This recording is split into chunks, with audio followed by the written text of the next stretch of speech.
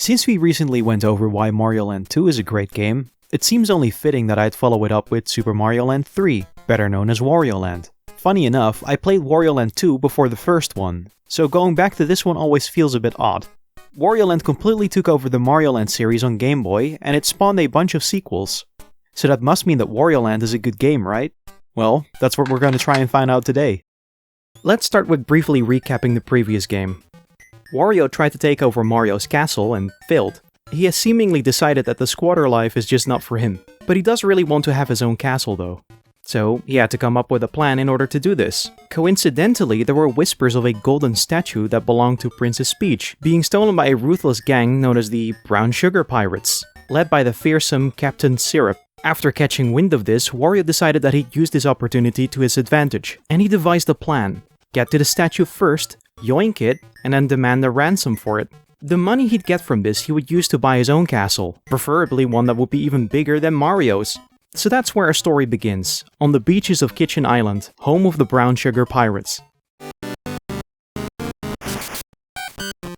With a subtitle such as Super Mario Land 3, you would think that the game would play a lot like a Mario game, but in this case, it kinda does, but it also kinda doesn't. If you are like me and you've played both Super Mario Land 2 and Wario Land 2 before this one, you can clearly see the transition from Super Mario Land 2 to what Wario Land would become. It is kind of a testing the waters sort of game, where they were trying to figure out how to shape Wario's background, giving him his own unique story and world, to then later be slowly detached from the mainline Mario titles. So the game looks and feels a little bit like a Mario game, but Wario is a lot stronger and able to do things Mario cannot do. Let me try and describe it. Control-wise, the game plays the same. The D-pad is still used for movement, A still allows you to jump, but you are a bit slower, and running, which is usually mapped to the B button, has instead been replaced with a shoulder tackle, which you can use to break blocks and shove enemies around. Wario is chunkier, and they try to reflect this a little by how he moves. Though you might not expect this, Wario is somehow surprisingly agile. He can jump high, crouch walk, and depending on the active power-up, his mobility can change a lot too. Another big thing they added to the already sort of familiar formula is the ability to pick up and throw enemies around, something that I've always really enjoyed.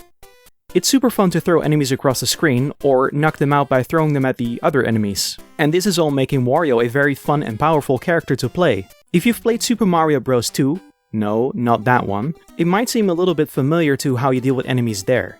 However, in this game you usually have to knock them over or stun them first before you're able to pick them up. Whereas in Super Mario Bros. 2, you would just jump on top of them and press B. As long as the enemies do not have any spiky weapons or body parts on the side where you collide with them, you will be able to knock them over, which then allows you to pick them up.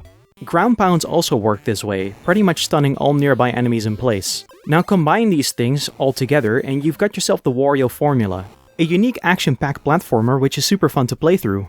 So as you can kind of tell, gameplay-wise it borrows a lot from what came before it, but it tries to do something new with it. In addition to, and other than the usual platforming, the whole idea behind the game is to gather as many coins as possible. Because Wario wants his damn castle, of course.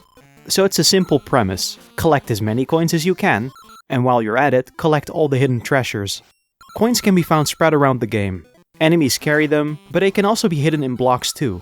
But the treasures are located behind doors that need a key in order to be opened. There's a total of 15 of them, and the key to open it is hidden somewhere in the level.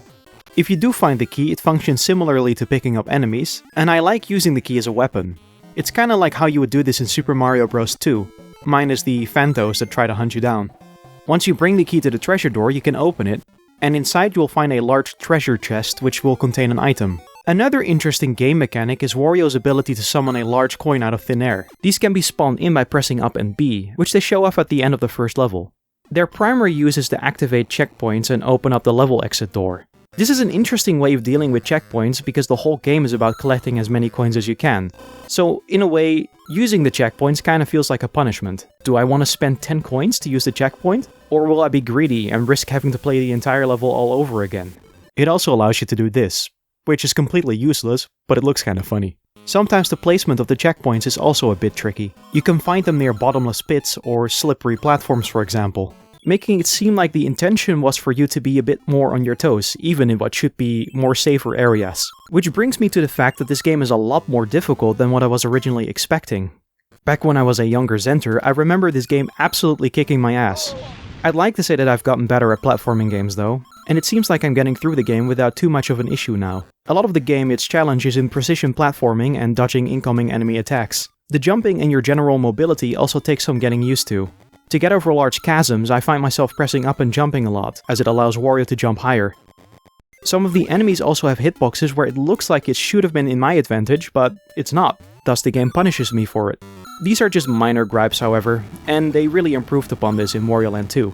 In some of the levels, they also challenge you with a rapidly approaching firewall or spike wall, adding additional tension when you're trying to progress through a level. All the while, enemies and blocks are in your way. This is even more difficult to deal with if you've somehow lost your power-up. Speaking of power-ups, like Mario, Wario can use power-ups. The game still has limited colors, thus they cleverly depict what power-up you have by giving Wario different hats to wear. Each one corresponds with the currently active power-up. The pickups for these are referred to as pots or vessels, and they provide Wario with unique abilities. By default, Wario can only use the shoulder tackle to defeat enemies and break blocks. As Bull Wario, your shoulder tackle is a lot more powerful. You are able to now ground pound, and the horns in your hat allow you to stick to the ceiling, which in some levels can be used on conveyor belts to access some secret areas. There's one pot that gives you a dragon hat that can breathe a line of fire for a short amount of time, after which it will slowly fizzle out. Its reach is a few blocks in front of Wario, and it will stay active even when ducking and moving around, allowing you to quickly break blocks and deal with incoming enemies. But my favorite power-up is the one that will transform you into Jet Wario. With this one, you get a lot faster, and your shoulder tackle is now jet-powered. It can be used to hover in a straight line, though it does have its limits. If used in a particular way, you can stay in the air for an extended time, and even use it to reach secret areas. This game also has the star power-up, but I came across it only sparingly, maybe only once or twice during my playthrough. When you do get one, it makes Mario a bit faster and invincible. Unlike Mario Land 2, but more like the majority of early Mario platformers, getting hit when having a power-up punishes the player as to make them Small Wario instantly, as opposed to him losing the power-up first and then just being regular Wario. Small Wario is unable to shoulder tackle or ground pound, but you will still be able to pick up enemies. Getting hit again means you'll lose a life. So you're a bit more fragile like this. Throughout the game, you will also come across hearts, which are usually stored in this game's version of the question mark blocks. Here they are portrayed by blocks with eyes and eyebrows. After hitting them, they don't look so happy. But then again, what would you look like if Wario hit you? The hearts in this game kind of function like an extra life currency. You need to collect 100 of them in order to gain an extra life, with each heart counting as 10 hearts. After completing each level, you can see Wario run around these two doors, where you get to choose between two minigames.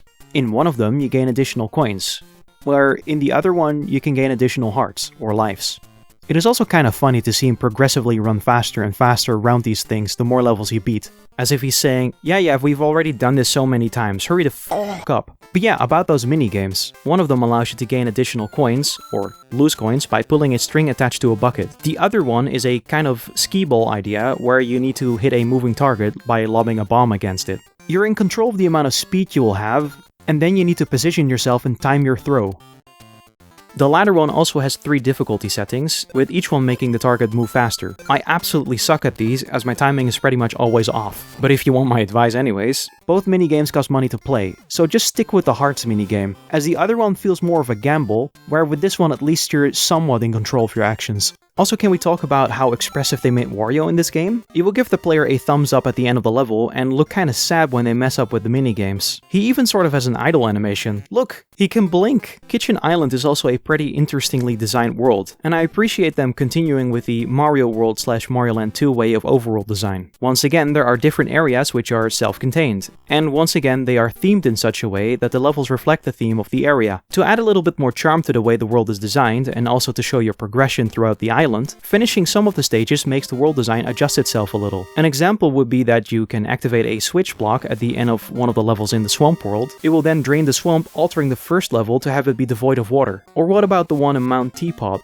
where the lid slams shut, replacing the 4th level with a boss stage? That thing always kind of looked like a UFO to me. The very first level in the game also has a rising tide, which, after clearing the first world, then allows the player to reach an area which was previously inaccessible. It is easy to miss the smaller things, but I do like the incentive to go re-explore some of the earlier levels and see if there were any changes.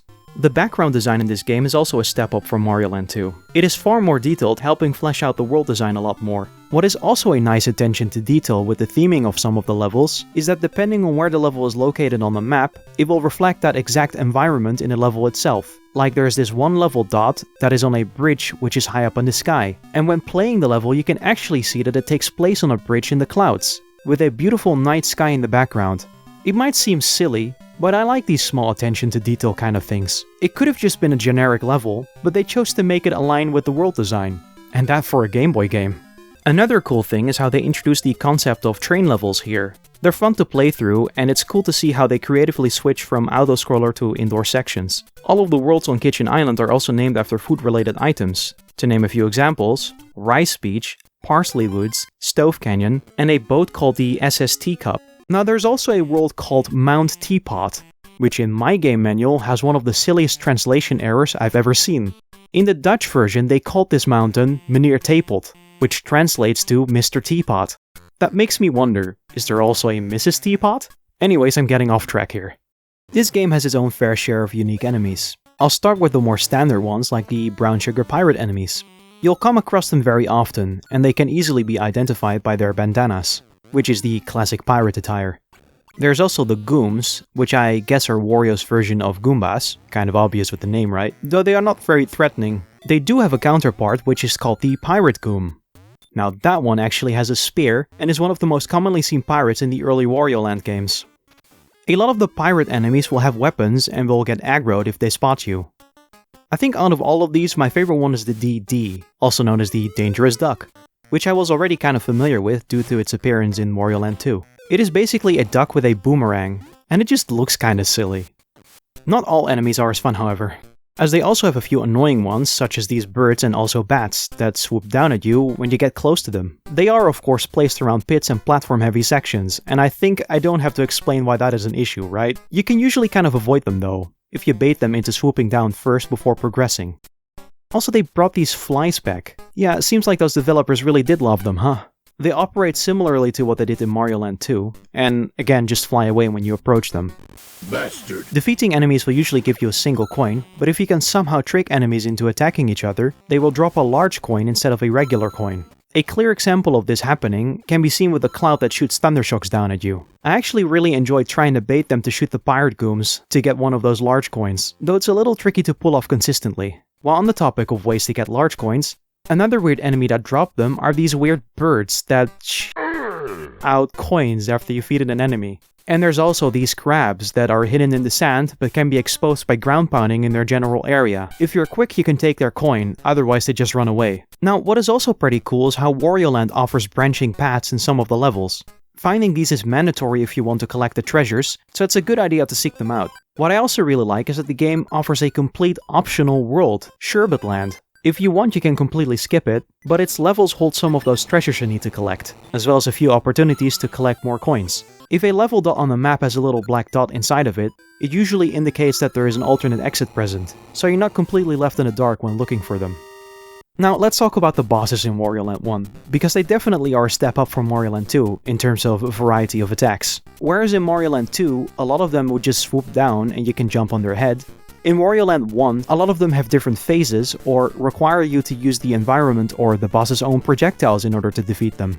You can hit them in their soft underbelly, you can yeet them off the boss platform. There are different ways to deal with the bosses, making them a lot of fun to play against. The bosses can range from pretty straightforward to, "Please, I don't want to die!" They are also a lot more interesting due to their different attack patterns. It's not always clear how to defeat them, so they will require some experimentation. This Minotaur boss, for example, had me stuck here for a while as I didn't know how to deal with him, until I accidentally picked him up and threw him off the platform. When defeating a boss, you're clear to progress to the next world, and as a reward you will get a lot of coins, which you have to try and quickly collect as they explode around on the screen. One thing I thought was incredibly funny is the fact that the boss on Sherbet Land can be completely skipped by just exiting the level through the door in the boss arena. If you do this, however, you will miss out on the rewards you get for defeating the boss, which in this case is extra lives instead of coins. Also, did Wario just give me the finger? Anyways, soundtrack-wise, Wario Land is also pretty unique. They did such a good job with it that it really fits Wario as a character. It is weird, quirky, and they use a lot of heavy rhythm and chunky square waves in order to set the tone. A lot of the tracks sound like what I would describe as the snorting a pig does or duck noises, which is incredibly silly and very Wario. What also really surprised me is that sometimes the levels can have tracks that sound more relaxed and very atmospheric, which gives a sense of wonder in this otherwise silly game world.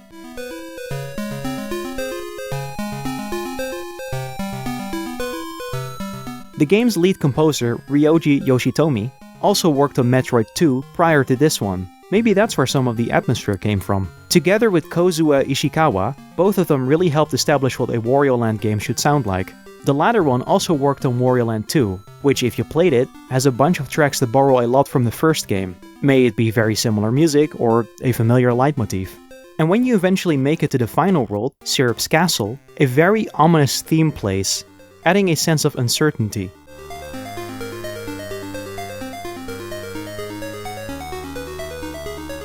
At this point, you do not know what Captain Syrup looks like. I've always found this area to have a very cool, foreboding design. Syrup's Castle is basically a large tower with a big skull-shaped castle on top. And the wavy effect on it makes it look like there's some kind of magic barrier active.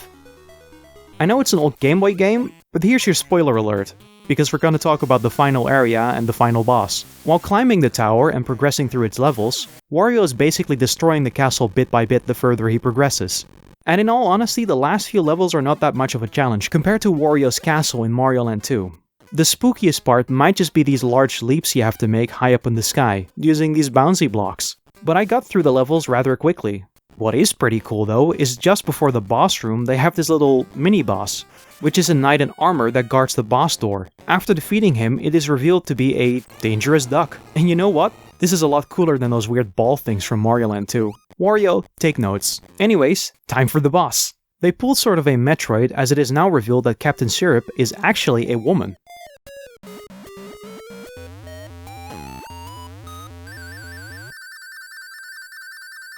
And they pull another fast one on us, as you're not actually fighting Syrup, but a genie which he summons from a lamp instead. You're gonna have to put all your platforming and projectile throwing experience to use. The genie can shoot fireballs, which will travel along the floor in Wario's direction. In order to damage the genie, Wario has to first pick up the lamp and throw it so that it stands upright, which is easier said than done, because you will have to try this a few times to work properly. Getting the lamp in the correct position makes a small cloud appear, which you can then use as a stepping stone in order to reach the head of the genie. If you wait too long, the clouds will turn into smaller genies, which will then proceed to also drop fireballs. This makes it a pretty busy boss fight, where you gotta pay attention to a lot of things at the same time. Additionally, it takes 6 hits to defeat the genie, which makes it all the more tense given the fact that you can only get hit twice. And that damn lamp doesn't always do what you want it to do. If you angle your jumps right though, you might be able to bounce off the genie's head, land on the cloud again, and possibly hit him multiple times in a row.